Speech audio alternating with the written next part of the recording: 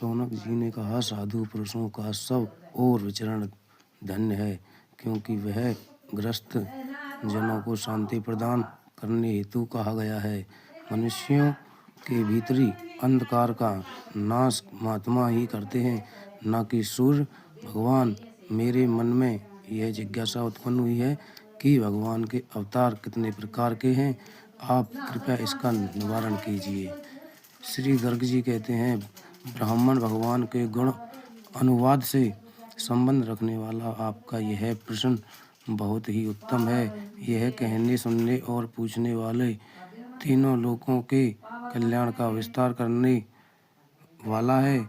इसी प्रसंग में एक प्राचीन इतिहास का कथन किया जाता है, जिसके श्रावण मास के बड़े बड़े पाप नष्ट हो जाते हैं। पहले की बात है, मिथिलापुरी में बहुला नाम से विख्यात एक प्रतापी राजा राज्य करते थे। वह भगवान श्री कृष्ण के परम भक्त, शांति चैतन्य एवं अहंकार से रहित थे।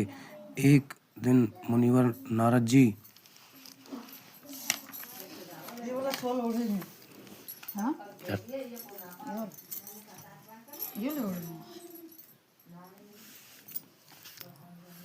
आकाश मार्ग से उतरकर उनके यहाँ पधारे। उन्हें उपस्थिति देखकर राजा ने आसन पर बिठाया और भली भांति उनकी पूजा करने हाथ जोड़कर उनसे इस प्रकार पूछा।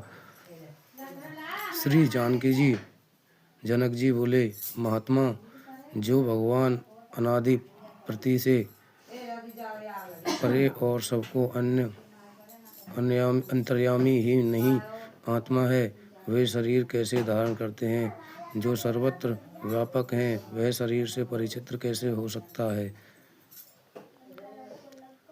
यह मुझे बताने की कृपा करें। नारद जी ने कहा, गौ, साधु, देवता, ब्राह्मण और वेदों की रक्षा के लिए साक्षात भगवान हरि अपनी लीला से शरीर धारण करते हैं। अपनी अचिंत्य लीला शक्ति से ही वे देवधारी होकर भी व्यापक बने रहते हैं। उनका वह शरीर प्राकृतिक है, चिन्मय है। जैसे नट अपनी माया से मोहित नहीं होता है और दूसरे लोग मोह में पड़ जाते हैं, वैसे ही अन्य प्राणी भगवान की माया देखकर मोहित हो जाते हैं, किंतु परमात्मा मोह से परे रहते हैं।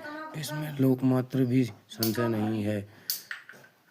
श्री जनक जी पूछा, मुनिवर, संतों की रक्षा के लिए भगवान विष्णु कितने प्रकार अवतार होते हैं, यह मुझे बताने की कृपा करें। श्री नारद जी बोले, राजन, व्यास आदि